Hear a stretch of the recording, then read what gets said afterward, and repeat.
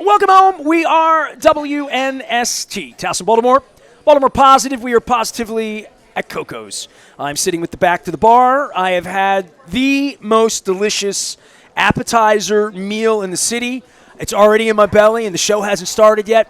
Coconut shrimp, spelled with two Ks. And I have co-hosts today. They don't know that they're going to be spelled with a K, and they're both writers, which makes it even worse.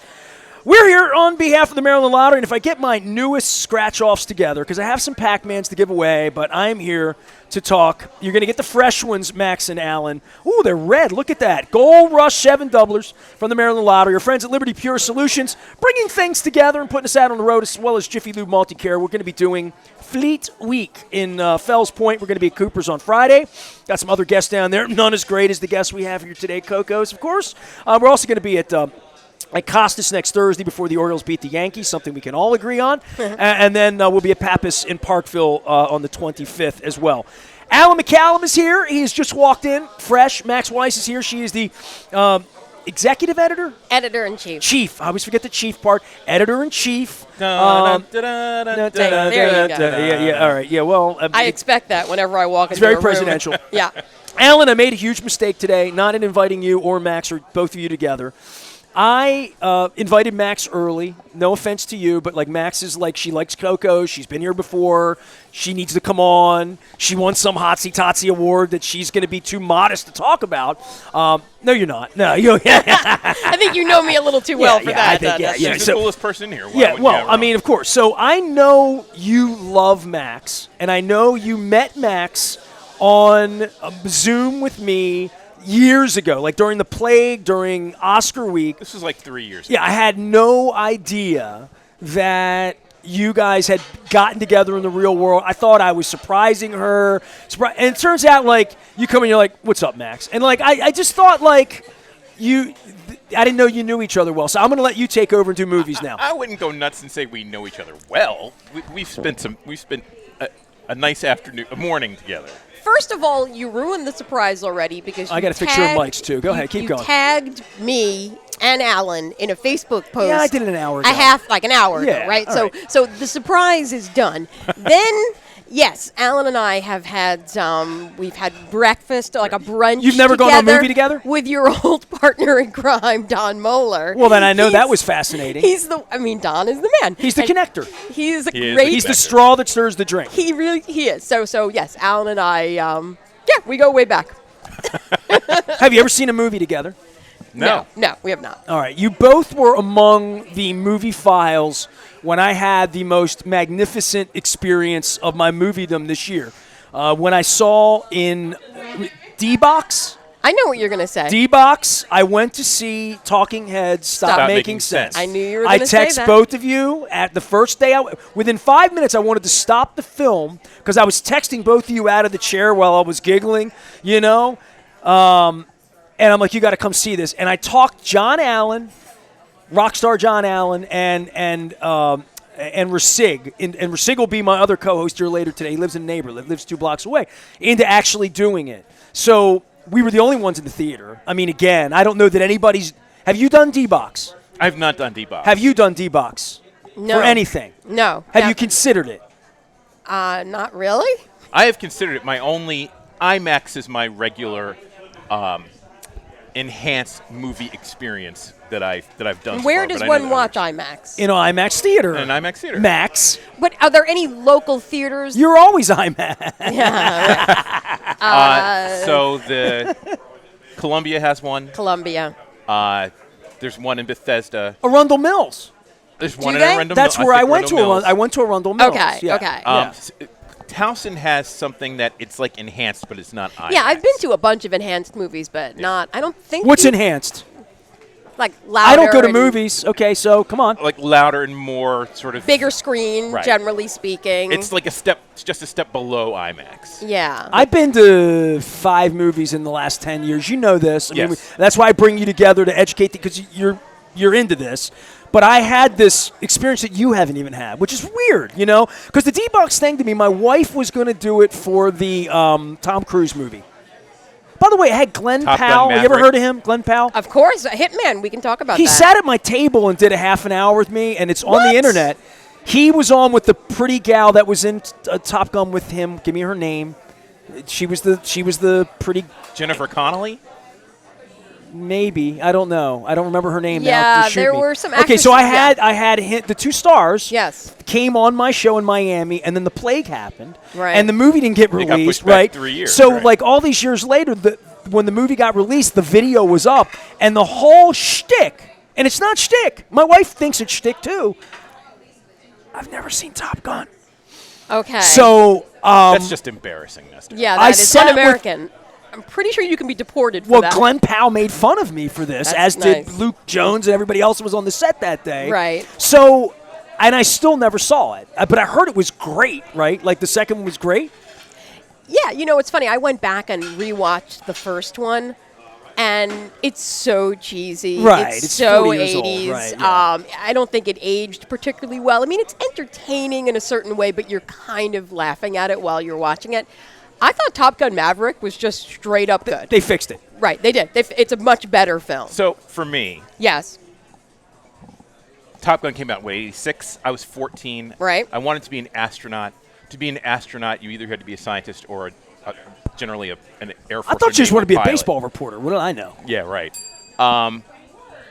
So it moved me at a time. I'm not telling you it's not cheesy, but there's much more nostalgia for me in the first one. The second one is spectacular. I would say until the end. The last 15 minutes gets really corny, in my opinion, but ends well, I guess. You go for corny, actually, in a movie all right. like that. And also, I actually thought that the final, rescue scene was thrilling. Like, a lot of times I'll see an action film, and I'm just like, get on with it, man. We get it. Things are Things are blowing gonna blow up. up, right. You know what I mean? Like, a lot of when I'm looking at my watch the most in the theater, it's during the film's third action sequence. You Whereas- look at your watch in the theater. well, I don't actually have a watch, but my hypothetical watch. Your phone. You're like, when is Well, this no, going to no. end? No, I do not condone looking at one's phone. Maybe in my purse, I'll take a Put the light tiny down with little that a little bit. peek Come so that on. nobody can see the light.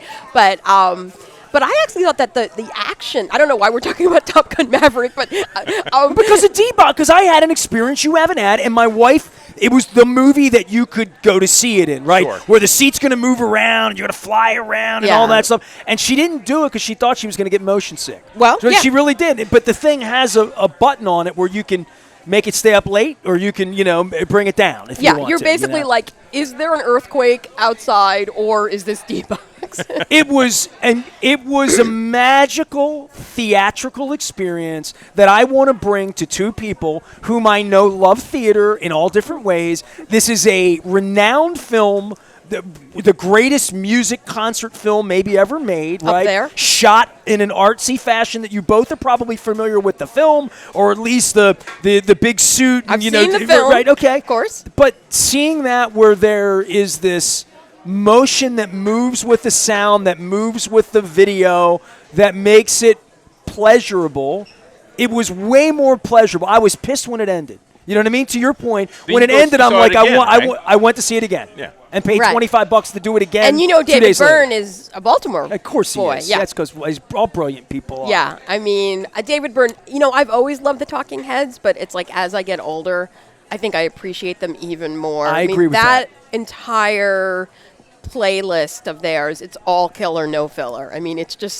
so good. Man, when they start coming out there and they do Genius of Love, you little top club. Alan McCallum's here. Max Weiss is here. They're going to talk about real movies. Max is going to promote Baltimore Magazine. I'm going to hold the magazine up as though Don Moeller were here. I'll put the little card out. Thank I'll you. do all of that.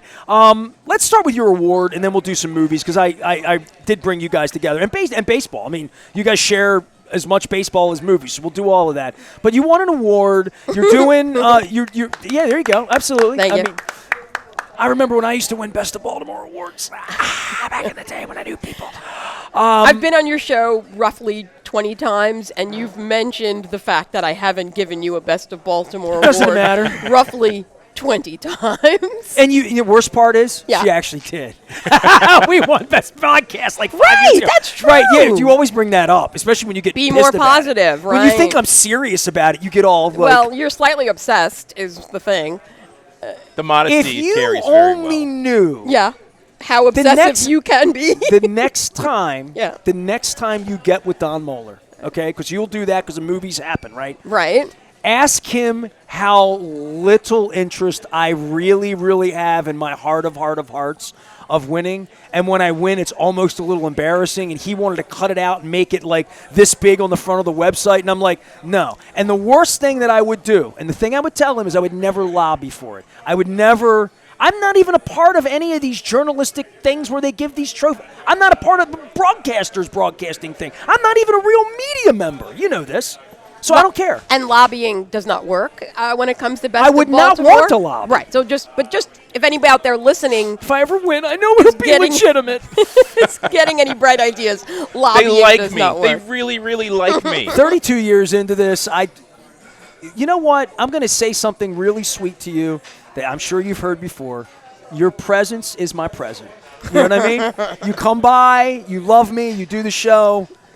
Pick Jerry Coleman. Pick somebody else. It's fine. No, that's fine. It doesn't need to be me. So anyway, your award. You won an award. Yes, I did. I won a CRMA, which stands for City Regional Magazine Award, for the profile that I did of Jonathan Hayward, who is the new BSO maestro.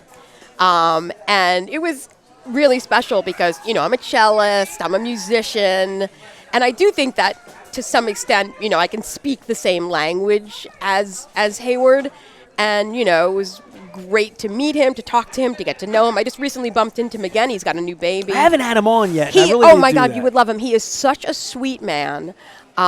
He's just interesting and thoughtful and charming, and he's an amazing conductor. And, what I learned in talking to him is that the guy is just obsessed with music. Like the way you and I might go home and read a book or read a magazine or watch a TV show, he's going to study a score. He's just a massive geek when it comes to music, and that's how he overcomes the fact that he's younger than a lot of the players in the orchestra. Because he just comes correct, you earn the respect. Nobody right away. is going to know that piece better than him, And so anyway, it was really nice to win. I wasn't there. The award ceremony took place in Cleveland. We only. Well, you didn't want to go there anyway. Well, it's funny, but here's the sad thing. Okay, so last year they had the conference in Baltimore. And it was amazing to show off all these magazine editors, to show them Baltimore. And they loved Baltimore, and we were extremely proud. And we had been nominated for, I think, about 8 awards. How many magazines or publications are involved in this many? Well, just about every single. Everybody knows Max. Max can't hang out in Laurelville without people waving at her. Just about every She's single. talking about her award. Shh.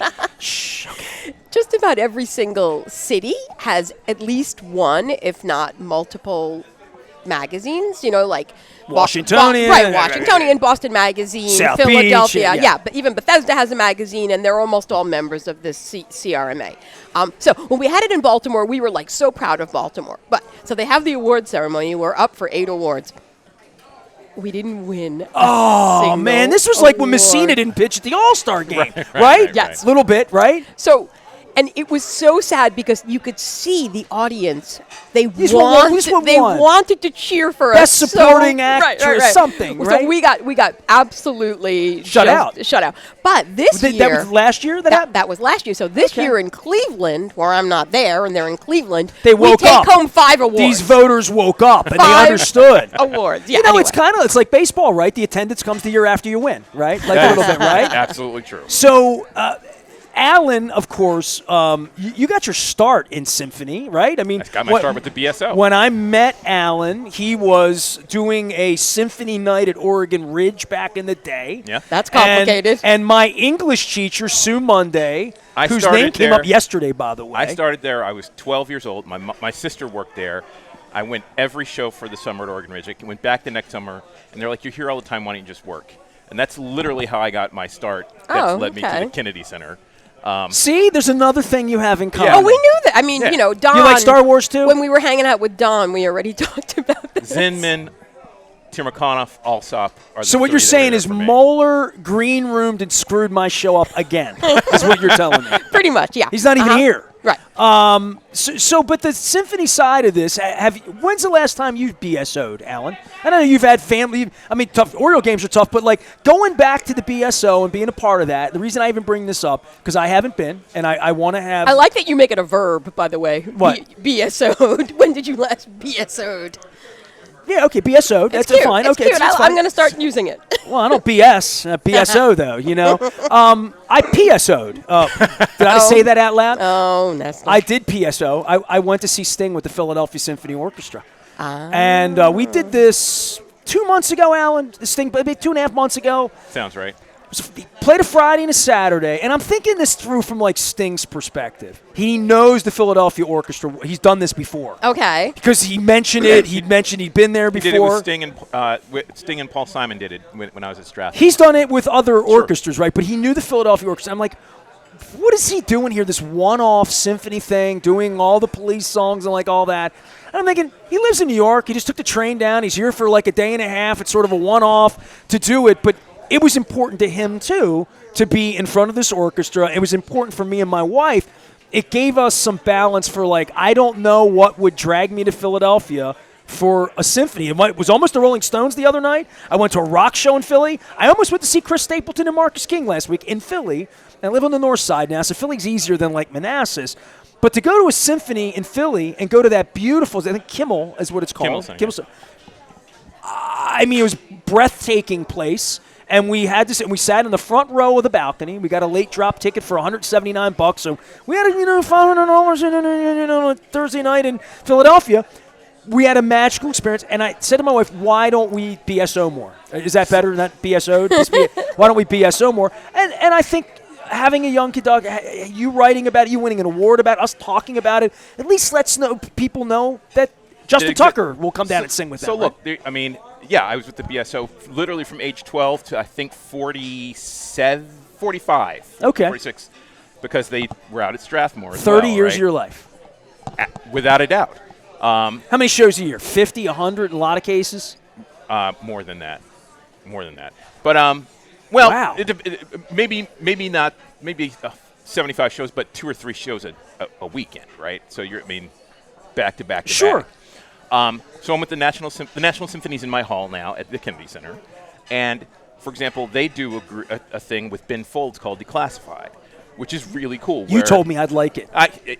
There's one tomorrow night where you have modern artists paired with the orchestra. You have orchestrators who come in and work with the artists and pair it with a symphonic element. And it's spectacular. It really is. Sting with the Philadelphia Symphony Orchestra, like, it made us cry. It was so beautiful. They did Killer Mike, who's a rap artist. Atlanta, of course. Was with the orchestra a month ago. And you wouldn't believe that. Rapping, reading, a little bit of both. His music okay. with the orchestra. You wouldn't believe that it's possible. But it's really amazing. And smart orchestras are not just doing 200- or 300-year-old pieces anymore, which will never go away and shouldn't. But they do Star Wars. But to be able to bring in new audiences, sure, to expand their palette, to be relevant. But with the BSO things does that. They have this Pulse series. Absolutely. I want to say her name is Esmeralda Spalding. Is that her name? Yeah. I saw her with the BSO. Like, there's a lot of cool artists who come to the BSO as well. Not well, quite good. I'm glad we talked about that today. Now, here's an interesting question. See what your award did? Your award pays forward the symphony. So. I overheard an interesting argument among very respected musical scholars.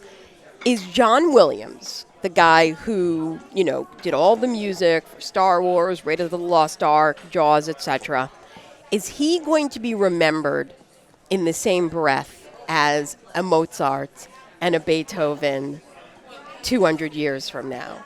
And that was the debate. I'm wondering that about Billy Joel and Paul McCartney. Right. Yeah. And Mick Jagger, right? Well, I think good composers borrow, great composers steal outright. And Williams has stolen from the best of them. It's, to me, the music is excellent. I'm not sure if it works separate from the films. There is nothing quite like hearing the Indiana Jones theme song and you know Indy is about to show up, it is so stirring. But Well, Disney's that way too, Right. and Disney's not even really the film, right? I mean, you know, the Disney songs are Right. soundtrack of your life. Right. So when you hear them, they're either evoking the film or in the film they work so beautifully. I'm just wondering, and it's still an open question, you know, 200 years from now, if people don't know Raiders, will that music still have an impact? I would argue they're asking the wrong question. Yeah, okay. Oh. The question that they should ask is, what should he be remembered for? Okay. And I think that he should be remembered for the fact that he inspired an entire generation of artists, musicians, conductors, composers with the work that he did, getting them interested in something beyond popular music, more than you would have heard on B104 growing up in the 70s. Something where a cellist can get a gig. I can't tell you how Right? many. Indeed. Yeah, right. I can't tell you how many musicians that I've heard say, John Williams, the music that I heard when I was 5 watching Star Wars inspired me to move on to become a professional. Right. And to do that.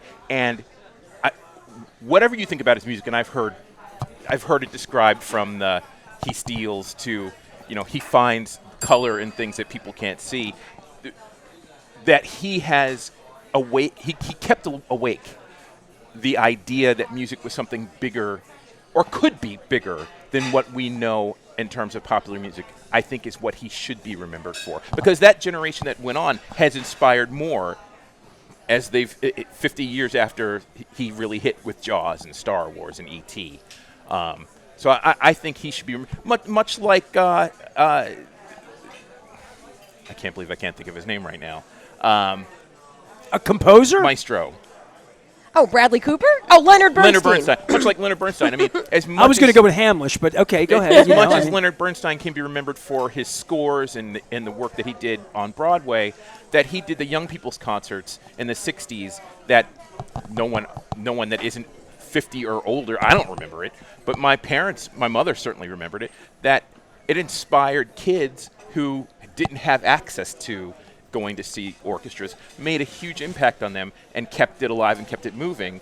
And as much as his music and the things that he conducted or composed, he should be remembered for that. And I think John Williams, the torch gets passed to the next generation through the music that he created for movies. My audience is not used to hearing him talk about anything other than the starting rotation right now. Right. And Sorry. what's going on Sorry with the bullpen. to elevate the conversation. Alan Nestor. My McCallum's bad. My here. bad. Max Weiss is here. We're at Koco's. Max won an award, which led us into this symphony conversation. I didn't even think I was going to be talking about. We haven't talked about movies yet. We haven't talked about baseball yet. Your magazine, you're doing something really cool tonight. You know, when I had Ron out, you guys, and I haven't talked to you about this. Yeah. I'm sure you were there. Ron was there when you brought John Waters, Brooks Robinson, Barbara Mikulski. Yeah. Like that also won an award, by the way. well, it should have, Yeah, right? yeah. And we've now since lost Brooks, and I don't even know who else was in that picture at that time. But you guys do these sort of event-driven things. You're doing an event tonight. And Game changers. Game changers for you. You also do best of. You do all these Right, different best things. of. You've had a crab feast last couple of years. We're having a crab feast but this year. What's game changers? Give me game changers. I want to be one of those. I don't want to be best of anymore. I've already done that. Well, so Game Changers is about people affecting positive change in Baltimore. It's just telling the It says stories Baltimore Positive right here. about. It's telling the stories about, you know, the people who are really rolling up their sleeves and working to make Baltimore a better place. And we, Isn't it awesome to meet those people and write it about is. those people? It really is. And, you know, we do feel like people tend to tell a lot of negative stories about Baltimore. Mm-hmm. And we don't only tell positive stories about Baltimore, but it's really inspiring to talk to these people who, you know, they walk the walk and they talk the talk, and they're really, really putting in the time. And so we put out this Game Changers section every single year. This year it has a cover story written by yours truly about Ego Nwodim from Saturday Night Live. Right, who is amazing. So just very briefly, she is in love with the art of improv. So she's taking improv, you know, the whole yes and, the whole, you know, on stage, just kind of making it up as you go along. And she's bringing it to Baltimore City school children because she thinks that you learn a lot about listening, you learn about self-confidence, you learn about working in a group, active listening, they call it. So she's bringing the art of improv to Baltimore school kids. So that's how we ended up writing about her. So, yeah, if you flip through, you'll see about a lot of amazing I can't wait people. to meet her. I've been doing improv for 32 years. right here, every Right, day. you're improvising right now, yeah. I am making it up as I go along. I mean, there's no script here that I'm aware That's of. true. That's true. Anyway, so she's amazing, a rising star. She's not coming tonight to the party because she's a little busy, but the governor himself, Wes Moore, will be there tonight at Well, Center he's a game Stage. changer unto himself. Oh, he was our cover boy for us in February, and handsome man. I love Wes. Can be said. I'm waiting for him to come back on the show. Wes, I see you. He's fixing the bridge, especially today. busy. I mean, Yeah. since the last time we got together, I mean, the biggest story in our world was to been the bridge. That picture, I don't know which outlet did it, of Brandon Scott and Wes Moore with their arms around each other. the day after, and their yeah, heads yeah. down and almost in tears, to taking comfort in each other. That was one of the most powerful images that I've ever seen. You know, just two black men who love this city so much and also working together. You know, it's beautiful to see that when politics works the way it's supposed to work, you know. Horrible that a bridge has to go down to figure all this out, right? Yeah. But, Yeah. but wait, you know, as far as picking the thing up here, the Orioles have been a part of that. Now, we'll get the movies because I want to get your recommendations and all that. But you guys love the Orioles. We're in Yes. the middle of Oriole madness here. Today's the only show that I didn't attach to an afternoon Oriole game. Like last week, we were there before the Oriole afternoon game against the Blue Jays. Next week, it's the afternoon game against the Yankees. It's a home game here this week, so I didn't want to that's why I didn't do the show here tomorrow, because the Braves are playing, and I ain't seen the Braves play a game all year. The Orioles have been a heartbeat of the city in a way. You love them. I cover them even though they don't love me. And this has been going on for years and years and years. There's something really different about what's going on. Ownership, Peter, we can get through all of that. But the owner only pops up to splash people once in a while. He hasn't done anything. Greg Bader's still running it. Nothing's changed about the team. It's early. Except the team on the field. It's very, very early. The team on the field is, as we sit here 5 in a row, pitching and all that, they're extraordinary. And I say to my wife every night, I've been married 21 years. My wife knows of my baseball thing. Every night we have to have the game on because it's become the heartbeat of the city, and that's a good thing. You're wearing your Oriole hat, too. Nestor, we talked about this the last time I was on with you. I've waited my entire adult life for this window of Orioles baseball, Right. where, I mean, they've been good before. They've won before. But you haven't really believed before. No, it's not about belief. It's about the ability to sustain something for a 6 or 7 year period. That's the belief. And it's clear Yeah. that these players, Rutschman, Henderson, Westberg, guys that haven't even gotten here yet, are for real. And they're here at a time when they're better than almost everybody else. And does that turn into championships? No, not necessarily. I mean, we play in an age where the best team rarely wins the World Series anymore. But to watch this team play and know every night they have a chance to win. A guy that will remain nameless, who, he's like, oh, well, they're 4 behind the Yankees. They're not going to catch them. It's over. And I was like, clearly the football mentality has entered the line. Like, it was one game. They lost 2 or 3 in a row. It's June. And they're 2.5 back, but they're 1 game Alan, back you're in not a the football loss guy, column. and let me say this. With this football turnover, with the Chad Steels throwing people like me out in empty seats, people come to the games every week, and they cheer when we're on offense. They just don't know. And I think the baseball thing is, we're in a baseball city and all that, but we haven't been in a lot of pennant race. And this isn't even a normal pennant race. Like, I can't get worked up about the Yankee games next week because I'm trying to figure out with Luke whether we really want to finish in first place and take a week off, That's or absolutely whether right. we want to go play 3 days in a row and take our chances on getting knocked out in a day and a half. That is exactly right. That's the question, whether or not it's better to win. Because recent history would tell you that it's not the best thing to win 100 games and take that week off, because they tend to go out in the next round. Didn't the Rangers, they just kept on going. The Rangers just kept going. Well, in the modern era, this has been an issue. Also in football, Yeah. as you know, you take a week off, and but The Dodgers, notion Braves, that and the Orioles got bounced the notion that you like want that. the Yankees sitting at home hitting fungos, and you have to go play Cleveland or whatever, and you got 48 hours to get. That's a scare. So for that, I want them to win, but I don't need them to win. It's not like they're going to be a playoff team, all things considered. Now I'm thinking like, you better win game 1. And it's terrible in June. I'm thinking like that. So the one thing I've loved about this team, and it was sort of true last year too, is that they never allow that sort of pessimistic Baltimore baseball fan to emerge, right? Like Right. our pessimistic muscle has been absolutely hardened over the years. So we go to Toronto, we blow them out in the first two, and then we lose the next two. So that was kind of a bummer, right? Like it looked like it was going to be a guaranteed series win. Instead, it's a split, and you're feeling, oh no, Here it comes. It's bad. Here it They're comes. going to lose 9 Here or it comes. 12. What do we do Yeah. after that? We sweep the Rays. We take the first one against the Braves. And I feel like that's what this team has done. It's like they haven't allowed us to get overly neurotic because they're just so great. Well, the consecutive series not being swept run of 108, I think they got to. Yeah. I mean, you couldn't, right? Because they never allowed it to happen. Even before Corbin Burns got here, who is a bona fide A stud. number one Yeah. starter, they never let that happen. I mean, and Luke reminded me this morning they're not going to be able to pay him. But it's another thing altogether. Well, I mean, so. Rubenstein, he can print money. Maybe they are going to be Well, able maybe to you pay talked to him and I haven't, being in the media. But, it is interesting, and I'll take this to a different level with both of you because I talk about this all day. And you can go back over the last 8 weeks for Luke and I where we're like, oh, my God, they lost Means and Wells. What are they going to, Right. those moments. Not Jackson Holiday, who's 10 years old, and he'll figure it out. And I'm not up and down on any of that. But I am up and down on Bradish's arm being, and Rodriguez missing some starts, and Burns being flawless thus far, right?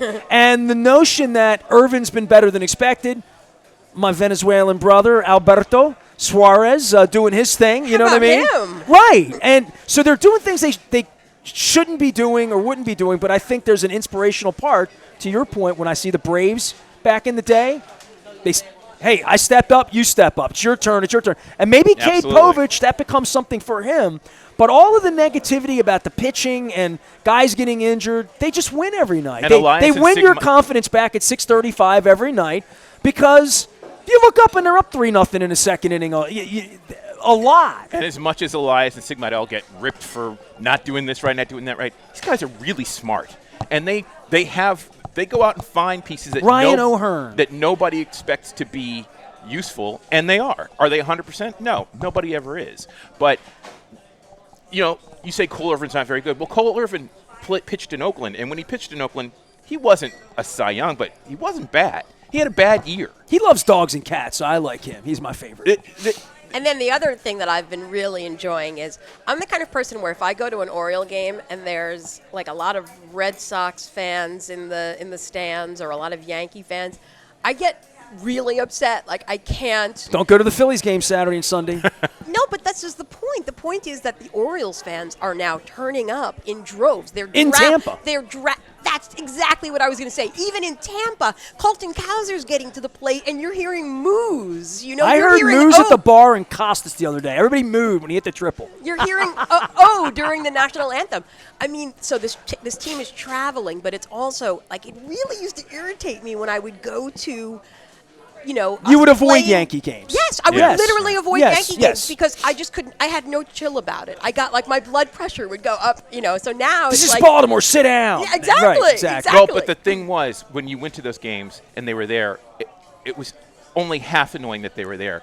The other half was that they knew they were going to win, and so did you. They had reason to cheer, and Right. we didn't. And now, they still show up, maybe not in the same numbers, but when they show up, they get silent a lot. By the way, I invited you to that afternoon game against the Yankees. I went to the I had invited you to here. work. You're here today. It's like Max. She didn't need to give me any awards. She's here today. I would don't need to love go to to an have been Oriole there. game with you. We haven't been to an Oriole game in 15 years. 15 years, Yeah. yeah. So You know why? Because he'll call me like a dedic. I got a ticket. Let's go. I'm like, I have. Okay, I so work my in friends at DC. Curio Wellness, Wendy called me. It's back in April, night before the game. She's like, "Look, I got tickets tomorrow. I have several."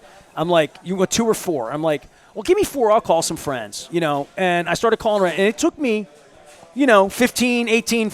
No offense, but you were on the first of the list. But when you said no, You it went to the kicks next down the list? line, I and next thing you understand. know, Brian Poole's there, and Greg Landry's there, and Chris Pica, who works there, he took one of the tickets at the last minute. So I wound up filling them. We got that. Their seats are 5 rows off the on-deck circle. on the third base side. Oh, beautiful. So I'm on the Yankees on deck circle. I got to keep you on mic. You keep drinking, sorry. and you keep drinking.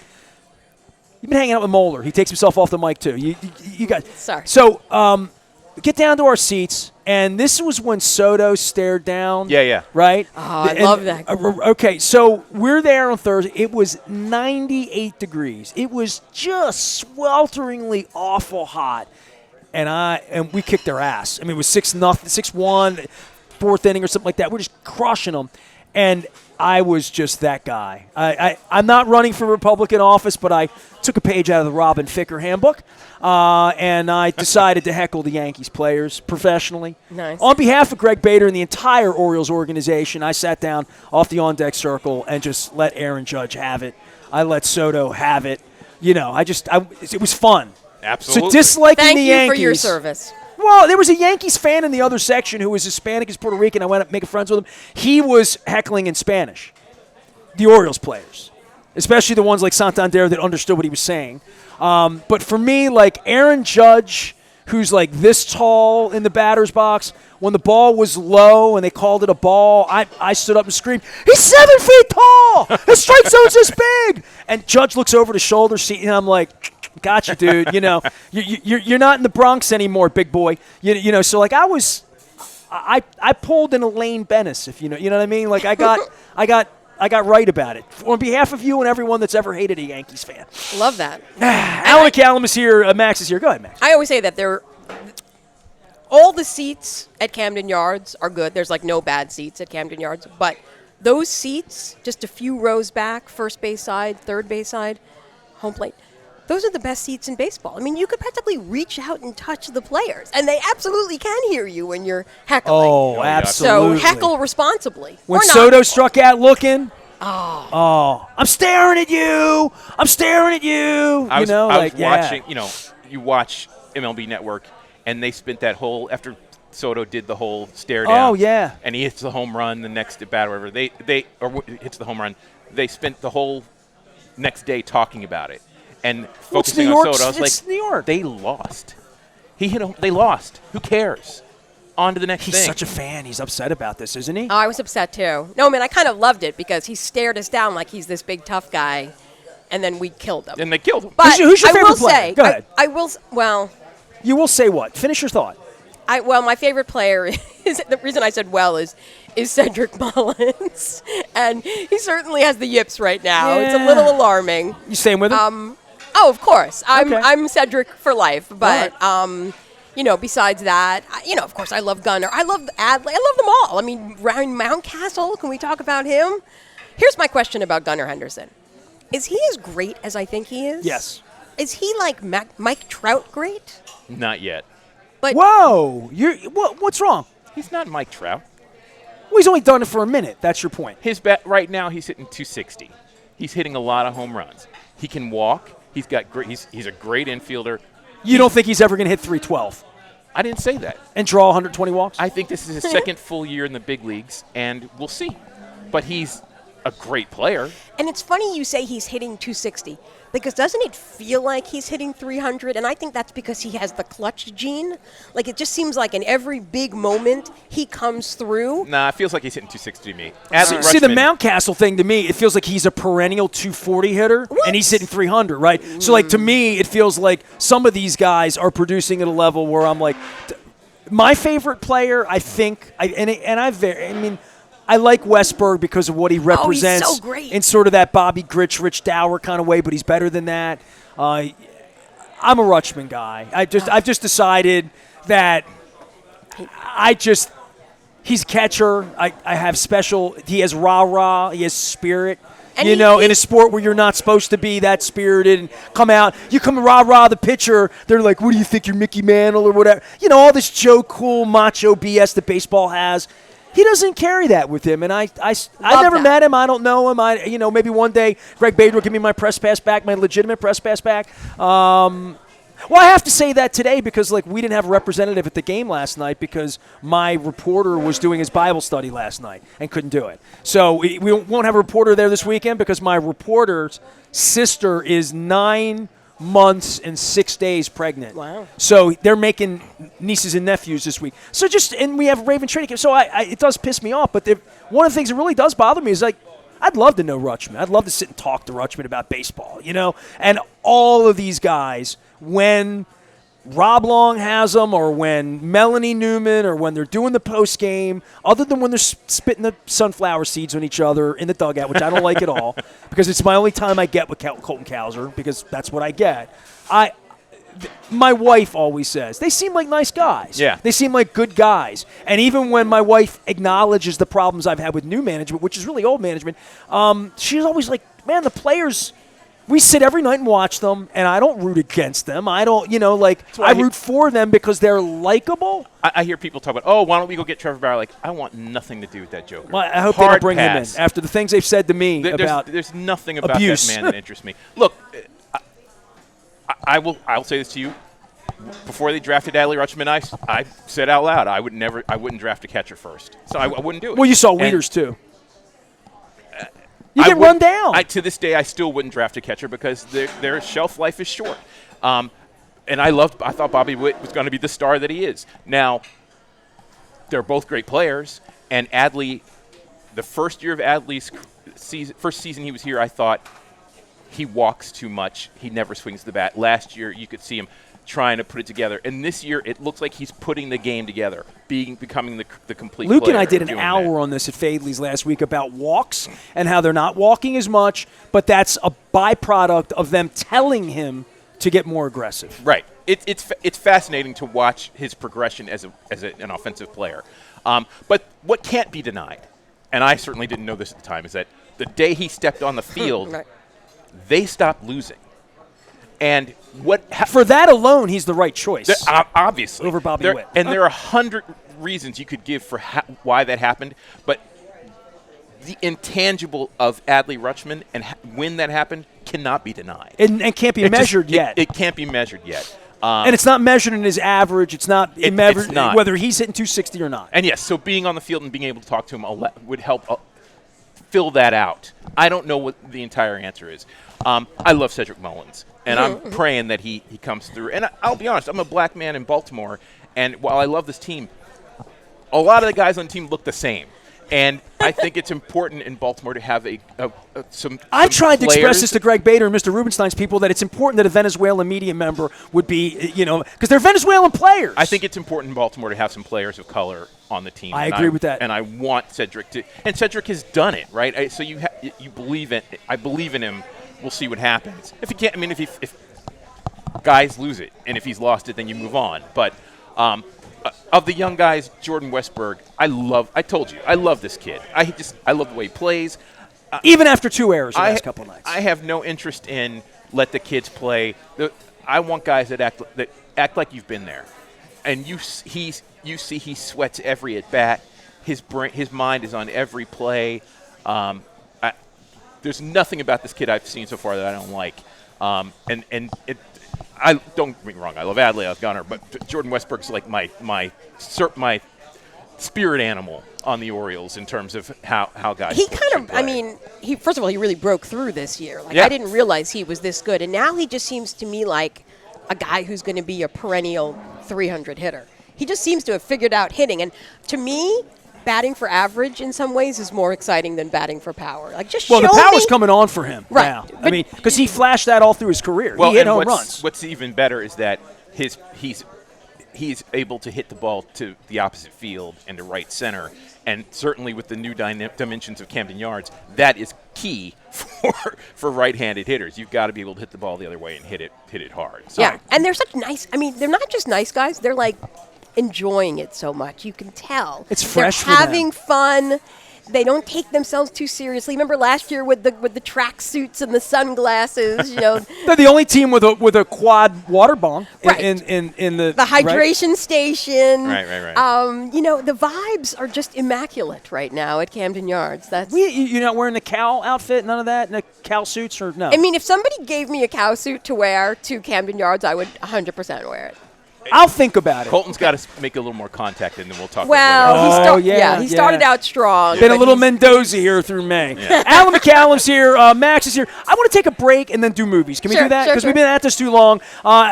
Max is here with Baltimore Magazine. She's the editor-in-chief, never to be confused with the executive editor. Alan's the executive of all things baseball around here. And you can find him down at the Kennedy from time to time. And also here at Baltimore Positive. We're here promoting the Maryland Lottery. Our friends at Liberty Pure Solutions keep my water clean, as well as Jiffy Lube Multicare. I have the Gold Rush Doubler 7s. I got to start saying that the right way before Roz gets mad at me. They're fresh. They're new. These are the first ones. They're going to be lucky. One for Alan, one for Max. Mail seat. Movies next, all right? Movies? Yes? good. Sounds Think good. it through, because I don't have anything to say about it other than I haven't already said.